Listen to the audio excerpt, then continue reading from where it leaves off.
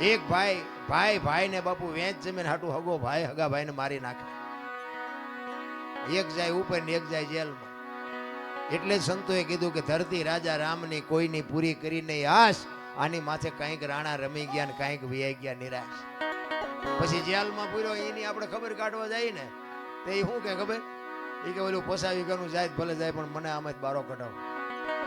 તો હવે વેચ જવા દીધી હોત તો તારે મોડું થઈ ગયું. મારો કહેવાનો અર્થ એ છે, સમયની હારે હાલો. સમય બડા બલવાન નહીં પુરુષ બલવાન. હમણાં કીધું તું ને વખતની બાપુ વાતું છે.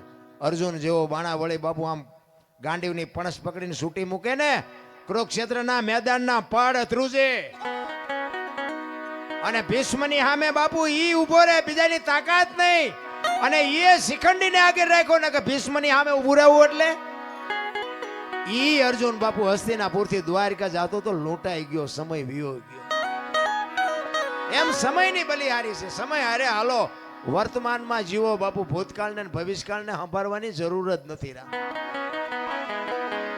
ભરતરી માથા મીંડો પસાડવા, પિંગળા હું તારા વગર નહીં રહી શકું, પિંગળા હું તારા વગર નહીં રહી શકું. અને ગુરુ મહારાજને ખબર પડી. ગુરુ મહારાજ આવ્યા, ગુરુ મહારાજના પગમાં પડીને ભરતરી કરગરે છે, બાપુ બાપુ આને કંઈક કરો, બાપુ આને હજીવન કરો, બાપુ આને હજીવન કરો. ગુરુ મહારાજ કે આ તમે જ ઊભું કર્યું છે ને હવે તમે મને કહો છો ઊભો કરો આને. આ કરવાની જરૂર શું હતી? એ કે બાપુ તમારા પગ પકડું, મારી ભૂલ થઈ જાય, મારું આમ થઈ ગયું, મારું આમ થઈ ગયું. એ કે ભાઈ મરેલા જીવતા થાય તો માણાની આ લાઈનો લાગે. મારી એવી થોડી તાકાત હોય કે મરેલા હું જીવતા કરી શકું. એમ કરતા કરતા શમશાન યાત્રા તૈયાર થઈ અને માણસો બધા શમશાને જવા માંડ્યા. શમશાન યાત્રા હાલીને બાપુ ભરતરી વાંહે ગાંડો પાગલ થઈ ગયો. ગુરુ મહારાજની આંખમાં આહુડા મીડ્યા પડવા કે હવે આ ભરતરીને મારે કેમ કાબુ કરવું. ઈ કે પાગલ થઈ જાય ને તો આખો 92 લાખ માળવો નોથારો થઈ જાય કે આ 92 લાખ માળવાને કોણ હાચવશે. એમ કરતા કરતા શમશાનમાં ગયા. એ લાકડા ગોઠવા ને પિંગળાને માથે ગોઠવી અને બાપુ ભરતરી ગાંડો તૂર થયો. અને એમાં કુદરતને વાત રાખવી ને એક ગુંદકાનો આત્મો આમ જાતો હતો. અને સદગુરુ મહારાજ એના ભજનના બળથી આમ જોઈ ગયા કે આત્મો હારો નથી, પણ આ ભરતરીને કાબુ કરવા માટે જો આ પિંગળામાં નાખું ને પિંગળા બેઠી થાય ને તો ભરતરી બાપુ ઠેકાણે આવી જાય. એ ગુંદકાનો આત્મો બાપુ પકડી અને પિંગળાના ખોળિયામાં નાખ્યો અને પિંગળા બેઠી થઈ. ભરતરી ભાનમાં આવી ગયો પણ અસલ પિંગળા બાપુ મરી જઈ. એ પછી ઘોડેસવારનો ને અશ્વપાલનો ને એ બધો ઇતિહાસ છે ને એ પછીનો છે. બાકી 92 લાખ માળવાનું બૈરું બાપુ એવું ન હોય જેવું તેવું. કહેવાનો મારો અર્થ કે જે સત્ય છે ને એને છુપાવ્યું છે કઈ. આ રામાયણ છે. રામાયણ તમે જો ઘણા બધા એમ કે લંકા હનુમાનજી હળગાવી. હું એમ કહું હનુમાનજી હળગાવી જ નથી. લ્યો બોલો, લંકા વાળાએ જ હળગાવી છે. હનુમાનજી હળગાવી. દિવાળી કોને મૂકી હતી? તા ઓલો બચવા હાટું માણા ભાગા ભાગ આપણને કોઈ હળગાવે ભાગા ભાગ ન કરવી. ગોદડા એમને જ વીટાડ્યા હતા, તેલ એમને રેડ્યું હતું, દિવાળી એમને મૂકી હતી. હનુમાનજી તો બચવા હાટું ભાગ્યા. હવે ગોદડા હળગતા વેરાણા લંકા હળગી એમાં હનુમાનનો વાંક શું? હનુમાનજી લંકા હળગાવી, હનુમાનજી હળગાવી જ નથી. અને આખી દુનિયાને ખબર છે પાકું કોઈ કરતું જ નથી. બીજી વાત તમને કરું કે સીતાજી જનક મહારાજની દીકરી મિથિલા નરેશ હવે શિવ ધનુષનો ઘોડો કરીને ફરતા. અને પછી જનક મહારાજ જોઈ ગયા કે હવે આ શિવ ધનુષ ને મારી દીકરી જો ઘોડો કરીને ફરતી હોય તો આના મૂર્તિયા હાટું શું? આના માટે મૂર્તિઓ મારે કેવું ગોતું? એટલે પછી સંયમવર રચવાનું નક્કી કર્યું કે આ ધનુષને જે ભાંગે એને મારી દીકરી વરમાળા પહેરાવે. હવે ઈ સંયમવર રચ્યો ને એમાં કે રાવણ હતો એવું કહે છે. સાચું ખોટું મારો રામ જાણે. ઈ રાવણ થી કે ચોખા જેટલું ધનુષ હેલ્યું નહોતું. હવે એનેથી ચોખા જેટલું ધનુષ નું હેલ્યું તો વનમાંથી સીતાજીને આખા ઉપાડી ગયો. આનું શું કારણ? આખા સીતાજી ઉપડે. સીતાજી ઘોડો કરીને ફરતા હતા. ઈવડું ધનુષ રાવણ હલાવી ન હોય. અને વનમાંથી જેથી લક્ષ્મણ રેખા ઓળંગી ગયા અને સીતાજી આખા ઉપાડી ગયો. આપણને માયનામાં આવે. પણ આમાં એક વાત પડી છે. ભોળાનાથ અને પાર્વતી બે જ્યારે હિમાલય ઉપર હતા ને ત્યારે પાર્વતીમાં વિષ્ણુ ભગવાનને અહીંયા બેહવા માટે ગયા અને વિષ્ણુ ભગવાને મકાન બનાવ્યું હતું. એટલે લક્ષ્મીજી બધું બતાવવા માંડ્યા કે જો આ મેં મકાન બનાવ્યું, અહીંયા અમારે જમવાનું, ના અહીંયા અમારે રહેવાનું, ના હુવાનું, ના રસોડું, ના ફલાણું, ના ફલાણું. બૈરાનો સ્વભાવ હોય, ઘરમાં કંઈક વસ્તુ લાવે આજુબાજુ બૈરા ભેગા થઈને બધું દેખાડે. એટલે પાર્વતીને કહે છે કે મેં આ બધું બનાવ્યું અને તમારે દીકરા મોટા થયા કે મકાન બકાન કઈ કરવા નથી. એ કે આ તો અમને હાય વિરુદ્ધ નહીં અત્યારે. પાર્વતી ઘરે આવીને ભોળાનાથને કહે છે કે પ્રભુ મકાન આપણે નથી કરવું, આ છોકરા મોટા થઈ ગયા. ભોળાનાથ વિચાર કરે ખરું મકાન નું અત્યાર સુધી કોઈ ધ્યાન મગજમાં આવ્યું જ નહોતું, અત્યારે ક્યાં જાય. એટલે કે વિષ્ણુ ભગવાનને અહીંયા બેહવા ગઈ હતી એમને કે સુંદર મજાનું મકાન બનાવ્યું કે આપણે નથી બનાવવું. એટલે કે એ વાત સાચી તમારી, પણ કે આપણી પાસે પૈસા નથી. હું તમને ભભૂતિ આપું, ભભૂતિ લઈને જાઓ વિષ્ણુ ભગવાન ભાઈ એના બરોબર હોનું લઈ આવ્યો અને હોનું વેચીને આપણે મકાન કરીએ, કારણ કે આપણી પાસે પૈસા છે નહીં. ભોળાનાથને ખીસું જ નહોતું, પૈસા ક્યાંથી હોય રાખવા જ. એટલે ભભૂતિ આપીને એટલે પાર્વતી કહે છે કે આટલી ભભૂતિમાં કેટલું હોનું આવશે, કે પણ લઈ તો જાઓ, એટલું તો લઈ આવો, પછી કંઈક આગળ જોઈશું.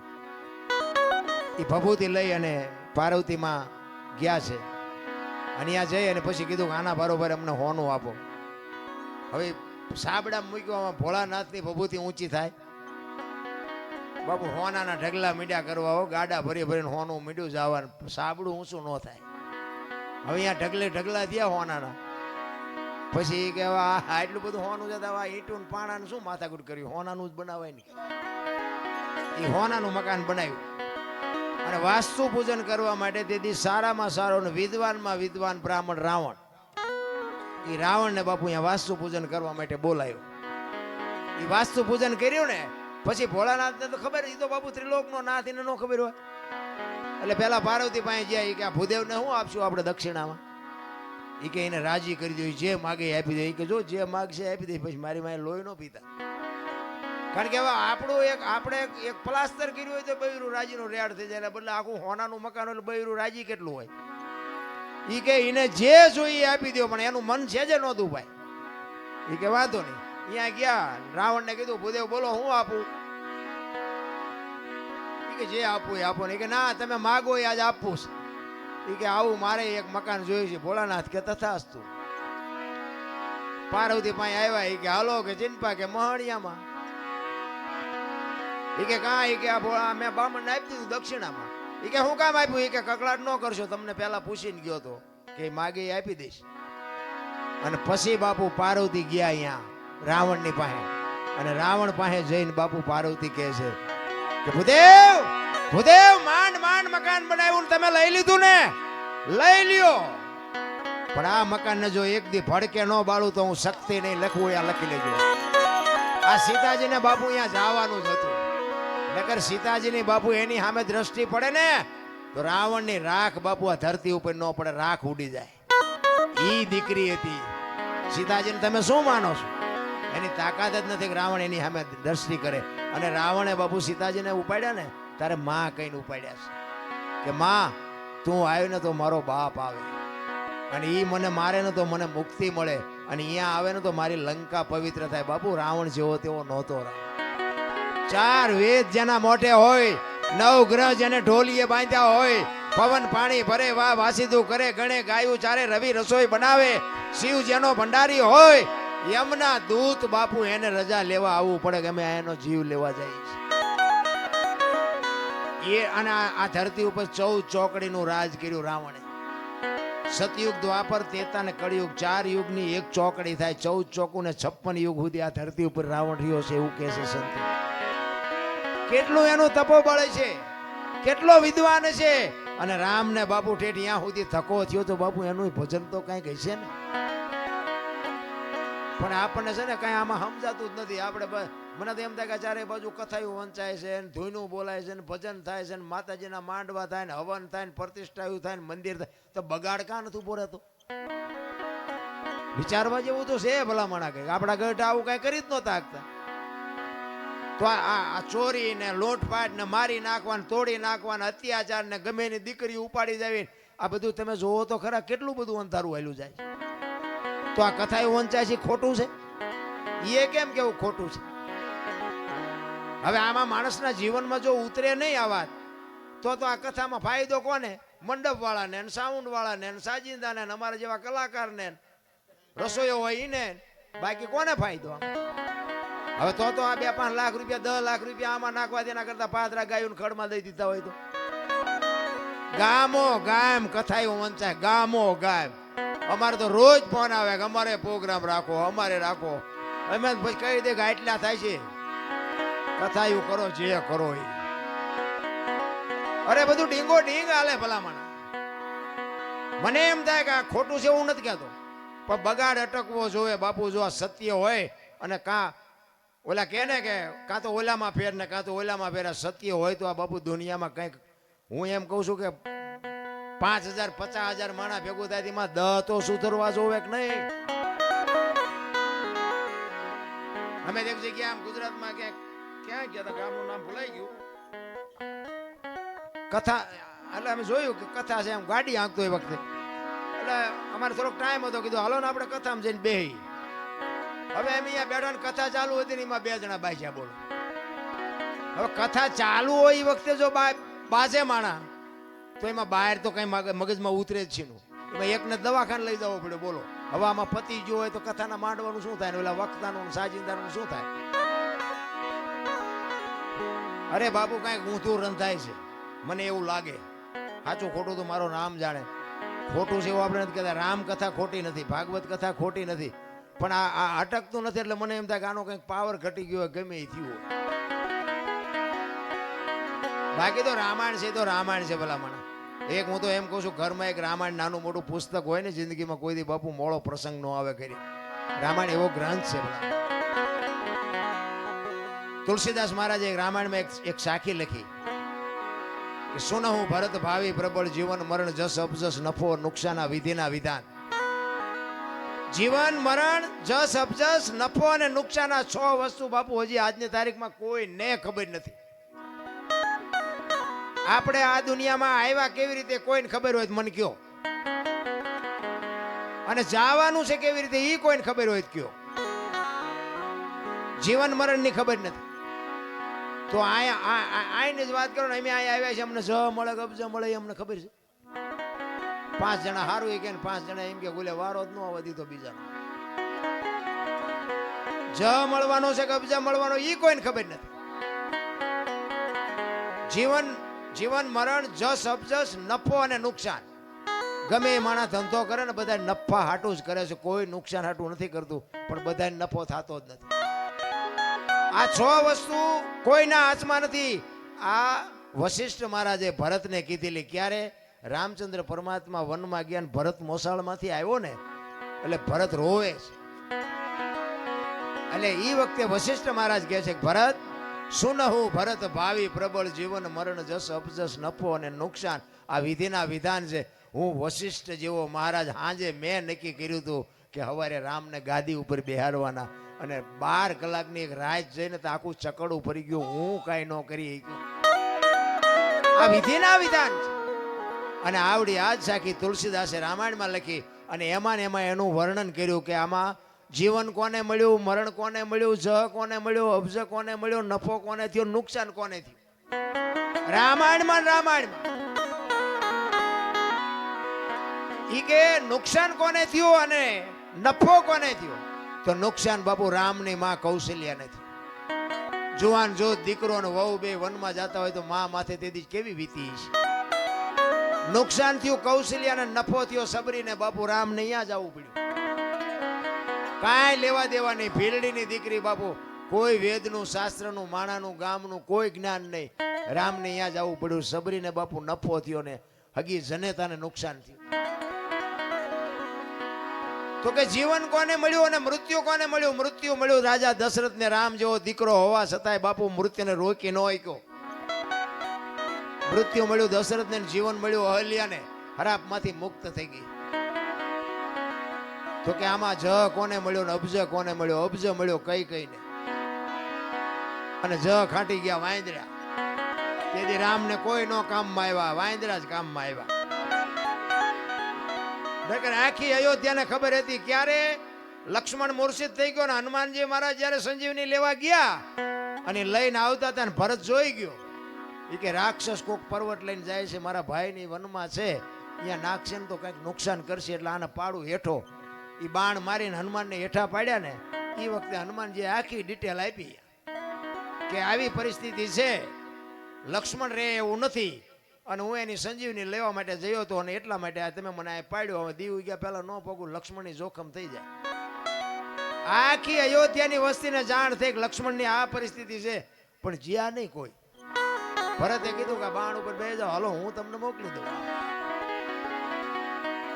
હનુમાનજીને કઈક પાવર હતો તો આ ભરતજીએ ઉતાર્યો.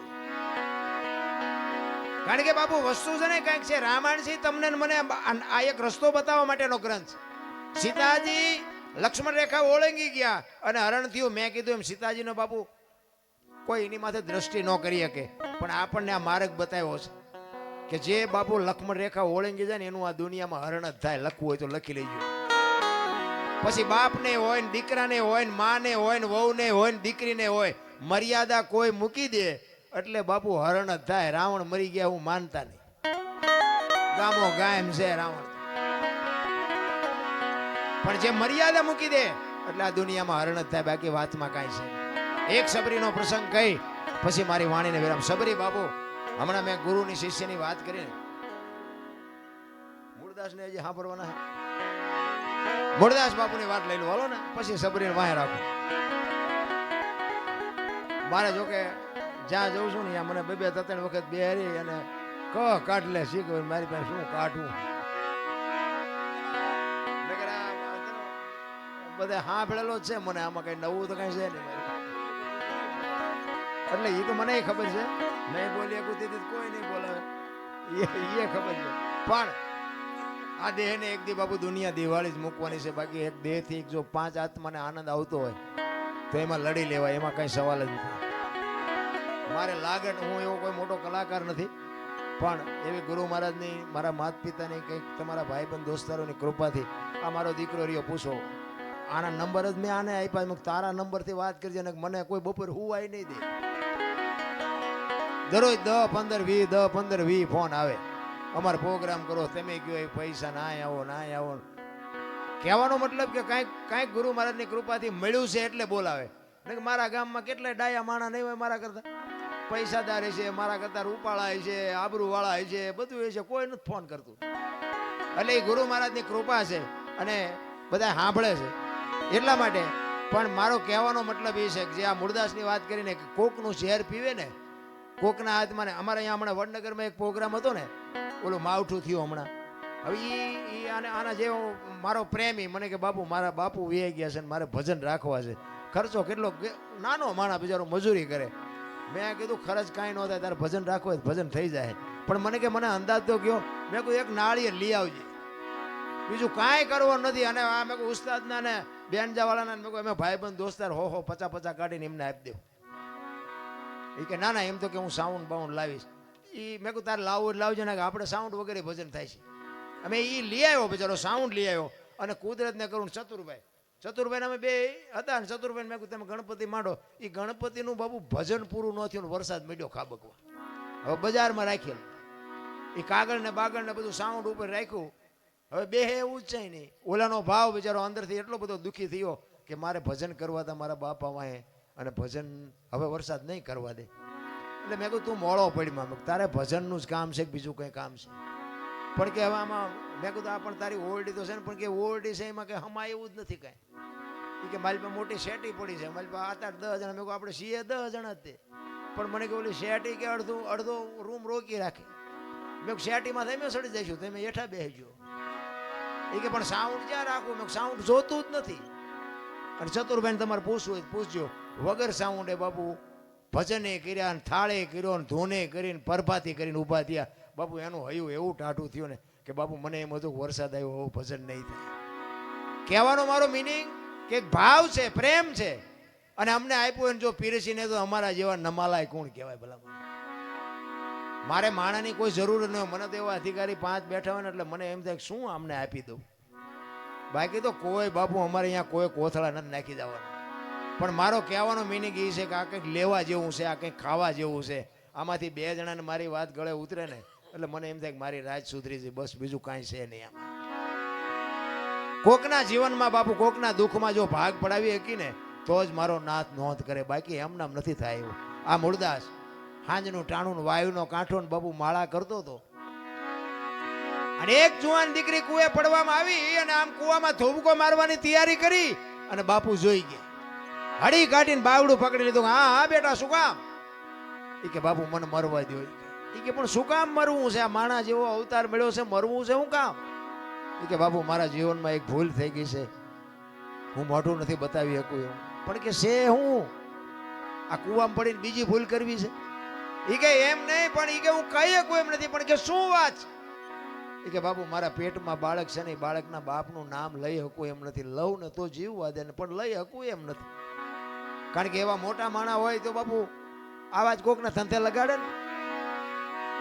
એટલે મૂળદાસ બાપુ એમ કે છે કે તારા પેટમાં બાળક છે એનો બાપનું નામ લે તો તને જીવવા દે? કે બાપુ તો જીવવા દે. અને તેથી આ ભારતનો સંત બાપુ એમ કહેતો હોય કે કાલ તો ને તારું બાળક જો બચી જતા હોય તો અમરેલીની બજારમાં જઈને કહી દેજે કે મારા પેટમાં બાળક છે એનો બાપ મૂળદાસ છે, કહી દેજે જાય છે. આ તૈયારી આપણી? એ કે પણ બાપુ તમે જાણતા નથી, અમરેલી તમને મારશે. એ કે તું તારું બાળક બચી જતા હોય તો અમરેલી ભલે ને મને મારે. એ હવારમાં બાપુ ખબર પડી અને વાત બહાર પડી કે આ દીકરીના પેટમાં જે પાપ છે એ તો ઓલા મૂળદાસ બાપુનું. આખી દુનિયા કે બાપુ બાપુ કરતી અને આની આ દુનિયા હાથીની અંબાડીએ ચડાવે ને ક્યારે ઘટાડે બેહારે કોઈ ભરોસા નથી રહ્યા. એ અમરેલીમાં માથે મુંડન કરાવી, ગધાડું બોલાવી અને જોડાનો હાર પહેરાવીને બાપુ અમરેલીમાં ફૂલેકો કાઢ્યું હો મૂળદાસ. મૂળદાસ બાપુ ગધાડા ઉપર બેઠા બેઠા વિચાર કરે કે વાહ ઠાકર વાહ, ત્યાં મારી માથે આજ ભજાડી પડી કે કાંઈ વાંધો નહીં, એક દીકરીને બાળક એ તો બચી ગયા ને. એનો નશો બાપુ એને કાંઈ નાનું નહોતું લાગતું. એક આપણે એસટીમાં ચડીને આપણને એસટીમાં જગ્યા મળી જાય, કોઈ બેન ચડે, છોકરું તેડીને કોઈ માજી ચડ્યા હોય, કોઈ વૃદ્ધ બાપા ચડ્યા હોય, એને તમે જગ્યા આપી દો ને અને તમે ઉભા રહ્યો ને તો તમને થાક ન લાગે. એ જગ્યા આપ્યાનો નશો તમને થાક ન લાગવા દે કે ભલે બેઠી મારી બેન બેઠી છે ને, પણ આ કરવું જ નથી. આ વાત ઉડતી ઉડતી જામનગર સ્ટેટ અમારા જામનગર દરબારે મૂળદાસમાં કંઠી બંધાવેલી અને એને આ વાતની ખબર પડી ને કે મૂળદાસે આવું કર્યું, કંઠી તોડી નાખી. અને આયા બાપુ મૂળદાસ જો નજરે જોયેલું ખોટું પડે, સાંભળેલું તો ખોટું પડે, નજરે જોયેલું ખોટું પડે. આયા ઠેબી નદીના હામા કાંઠે બાપુ મૂળદાસ બાપુ સાપરું વાળીને રહે છે અને એને વિચાર કર્યો કે આ દુનિયા નો સમજે કે ઓલો જામનગર દરબાર મારી કંઠી બાંધી છે, એની પાસે જવું અને એ કંઈક મારી વાતને સમજી શકે. એ અમરેલીથી જામનગર જાય, જામનગર દરબાર ગઢમાં ગયા. કીધું કે મારે બાપુને મળવું છે. બા સાહેબે કીધું બાપુ ઘરે નથી, ક્યાંય ગયા? એ કે ગામમાં મોટું મંદિર છે ને, અહીંયા બધા સંતો આવ્યા છે, મોટા મોટા મહાપુરુષો આવ્યા છે, અહીંયા કંઠી બંધાવા ગયા છે. એ કંઠી બંધાવા ગયા એમ કીધું ને બાપુ આ ફાટ્યો મૂળદાસ માથે. અરે તારી ભલી થાય તારી, આને મારી કંઠી તોડી નાખી. પણ એ કે કાંઈ વાંધો નહીં, મારે એને મળ્યા સિવાય જવું નથી. એ દરબાર ગઢથી મોટા મંદિરે બાપુ મૂળદાસ જાય અને રસ્તામાં એક મરેલી બિલાડી પડી છે, બચડા ટળવળે છે. અને મૂળદાસ અહીંયા આવીને ઉભા રહ્યા અને એને આમ ઘડીક વિચાર કરીને મરેલી બિલાડીને જોડીમાં નાખીને આવ્યા અહીંયા ડાયરામાં. આખો ડાયરો બાપુ આગડા ઠઠ બેરો છે અને બધાએ મૂળદાસને બહાર કાઢવા મહેનત કરે છે. કઈ ભાગી જા, તું તો પાપી છો, તું તો આવો છો. ઓલા સંતો અંદર બેઠા છે કે શું ભાઈ દેકારો થાય છે? એ કે ઓલો અમરેલીથી મૂળદાસ આવ્યો છે ને, એને બધા બારો કાઢે. એ કે આવવા દો અંદર આવવા દો, એને કંઈક કામ હશે. મૂળદાસ આવ્યા અંદર અને કીધું કે મૂળદાસ શું આવ્યો? એ કે બાપુ મારે બીજું કાંઈ કામ નથી, હું તો મારા કામે જાતો હતો, પણ મેં એવું સાંભળ્યું તો કાંઈ મોટા મોટા સંતો આવ્યા છે ને એક રસ્તામાં મરેલી બિલાડી પડી હતી અને એના બચડા બિચારા ટળવળતા હતા. મેં કીધું મોટા મોટા સંતો આવ્યા હોય, એના બિલાડીને જો બેઠી કરે તો બચડા દૂધ ભેળા થાય, એ હાટું આવ્યો, બીજું કાંઈ કામ નથી. એમ કહીને બાપુ ચોળીમાંથી બિલાડી કાઢીને મૂકી, આખો ડાયરો દાંત મીડ્યો કાઢવા. એ કે મરેલા જીવતા થતા છે કે બાપુ થાય જ તે, નકરી આરતી જ ઉતરાવી દુનિયા પાસે, આ નકરા પગે લગડાવા છે. અને આ બાપુ ભજનમાં આપણે તો ઠીક, હવે આપણે તો નાના છીએ ને આપણી તો ભૂલો હજાર આવતી હોય, પણ બાપુ ખરા ખરીના ખેલ હોય ને ત્યાં ખબર પડે. સાધુ સંતોના મેળાવડા જ્યારે ભેગા થાય ને, એમાં એક વેણ તમારું આગુ પાછું થાય ને, ચીપિયા વહામ પડે. ઈ કે મરેલા જીવતા નો થાય. મૂળદાસ અમરેલીએ તને જાકારો આપ્યો એટલે તારું સહકી ગયું. ઈ કે બાપુ જરાય સહક્યું નથી, મારું બરોબર છે. ઈ કે ઈ બેઠી કરો બિલાડી, અને જો તમારાથી બેઠી ન થાય લાવો એ કમડળ મારી પાસે પાણી. અને પાણીનું કમડળ આપી અને હાથમાં આંજળી બાપુ મૂળદાસે કેવું ભજન કર્યું છે. હાથમાં આંજળી લઈ અને કે છે, હે દિનબંધુ દયાળુ, હે પરમ કૃપાળુ પરમેશ્વર, મેં તન મન ધન થી તારું ભજન કર્યું હોય, હાથે પાતાળમાં જો ડાઘ ન હોય, કોકના ઝેર જો મેં મારી માથે લીધા હોય તો બિલાડી બેઠી કરજે. જો બિલાડી બેઠી ન કરીને મારા ખોળિયામાં જીવ રહેવા દઉં તો મૂળદાસ નહીં એમ કહીને અંજળી સાટી. બિલાડી હાલતી થઈ ગઈ, ડાયરેક્ટ દિશા હું થઈ છે. જામનગર દરબારીમાં જ બેઠા છે. એને એમ થયું મારે બેટી કંઠી તોડીને ભૂલ કરી, આને પાપ કર્યું ન હોય, પાપ કર્યું હોય તો બિલાડી બેઠી થાય નહીં. અને બાપુ મૂળદાસ રોતો રોતો કાટ કાટ કાટ કાટ પગથિયા ઉતરી ગયો અને જામનગર દરબારે હડી કાઢી, હે બાપુ ઉભા રહ્યો, હે બાપુ ઉભા રહ્યો, પણ ઉભા નથી રહેતા. મૂળદાસ આગળ જઈને લાકડી પડે એમ દરબાર પીડ્યા પગમાં, બાપુ મને માફ કરો, બાપુ મારી ભૂલ થઈ ગઈ. એ કે અરે ભલા માણા, હું ઠેઠ અમરેલીથી તારી પાસે આવ્યો હતો. મને એમ થયું કે આ જગત નો સમજ્યા કે તું તો 5-25 ગામનો ધણી હતો, તને મારા ઉપર ભરોસો ન આવ્યો. હવે કોઈક હારો બાવો ગોતીને કંઠી બાંધી લે, સમય વિયો ગયો. એમ સમય બડા બલવાન નહીં, પુરુષ બળવાન. કાબે અર્જુનને લૂંટ્યો હોય ધનુષને, સમય હોય ને તારે કંઈક કરી લેજો, બાકી આ દેહ થાય કે પછી જય હરી કાંઈ બનવાનું નથી. એટલા માટે એક સબરીનો પ્રસંગ મારે કહેવો છે. માતંગ ઋષિ જેના ગુરુ, તમે વિચાર કરો, એ ગુરુ મહારાજનો શબ્દ બાપુ, માતંગ ઋષિએ સબરીને એક જ વાત કરી હતી કે અહીં બેહી જા, વહેલો મોડો રામ આવશે. આટલી જ ભજન, આટલી જ વાત. અને એક શબ્દ પકડી અને બાપુ સબરી બેહી ગઈ. રામ જેથી અહીંયા આવ્યા ને તેથી બાપુ ચાંદીના પતરા જેવા વાળ થઈ ગયા હતા. કેવડી એની ધારણા છે. રામ અને લક્ષ્મણ સીતાજીની જયારે શોધ કરવા માટે નીકળ્યા ને ત્યારે અહીંયા સબરીનો આશ્રમ થોડોક શેટો અને પ્રકૃતિ બાપુ રામનું ભજન કરતી હતી. ઝાડવાના પાંદડામાંથી રામ રામ રામ બોલતા હતા. લક્ષ્મણ રામને પૂછે છે, મોટા ભાઈ આ કયો મલક આવ્યો, અહીં તો પ્રકૃતિ તમારું ભજન કરે છે. અને સંતોનું એવું મંતવ્ય છે કે એક જગ્યાએ બેન 3.5 કરોડ નામના જાપ થાય ને એટલે દિવાલમાંથી અવાજ આવે ને ધરતીમાંથી અવાજ આવે. 3.5 કરોડ નામના જાપ થવા જોઈએ. હવે સબરીએ 70 વર્ષ સુધી નામ લીધું, કેટલા નામ લીધા છે. લક્ષ્મણ કહે છે આ તમારી પ્રકૃતિ તમારું ભજન કરે છે. ત્યારે રામ કહે છે કે અત્યાર સુધી આપણને બધા સંતો મળવા આવતા હતા ને, તો કે હા, તો કે આજ આપણે એક સંતને મળવા આપણે જવાનું છે. સામેની જો ઓલી ઝૂંપડી રહી ને, એ ઝૂંપડીમાં જાતો એક ભીલડીની બાઈ મારા નામના જાપ કરે છે. અને લક્ષ્મણ અહીંયા ગયો ને ભાઈ, આમ નેજવા કરતી કરતી બાપુ રોતી થયો સબરી. શેષ નાગનો અવતાર લક્ષ્મણ પરશુરામને પરસ્યો વાળી દે, પણ સબરીની ભક્તિ જોઈને ધ્રુજી ગયો ભાઈ. સબરી બાપુ આમ નેજવા કરીને કે મારા ગુરુએ કીધું છે કે રામ આવશે, પણ હજી નો આવ્યો. નહીં આવે, નહીં આવે, એ નહીં આવે એમ કે ને અંદરથી અવાજ આવે કે મારો ગુરુ બોલ્યો એ કોઈ દી ખોટું પડે નહીં. આવે આવે ને આવે. અને હળવી હળવી બાપુ આમ બોલતી હતી કે મને નજરે દેખાતું નથી, કાને સંભળાતું નથી, રામ ક્યાં રસ્તેથી આવશે, રામે કેવા કપડા પહેર્યા છે, રામ શું વાહન લઈને આવશે. આ તો હું મારા ગુરુને પૂછવાનું ભૂલી ગઈ. અને હળવી હળવી ગાતી હતી. શું ગાતી હતી? ઠાકર મને તું મેલ માઠેલી અન તું છો એકલ નો બેલી. આ સબરીએ ગાયું એક નો ગાયું ખબર નથી, પણ આવી કઈક વેદના હતી હો સબરીની, કઈક આવી પીડા હતી એની. કલા ઘેલાય મેં એ તારા કેવાઈન જપીએ તારા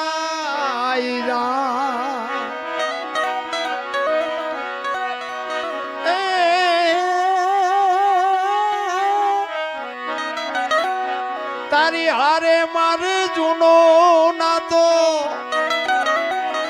આપણે બધાને છે, આપણે ભૂલી ગયા છીએ. સબરી કે છે મારે તારી હારે જૂનો નાતો. આપણે બધાને છે, કોને નથી? આપણે ભૂલી ગયા છે. એટલે સબરી કે તારી હારે મારે જૂનો નાતો એ હવે બીજે ક્યાં જાઉં બાપ ઠાકર મને મેલ માઠેલી અને તું છો એક બેલી મધ દરિયામાં એ મારું વાણ પડ્યું છે ને થાય છે હાલકનો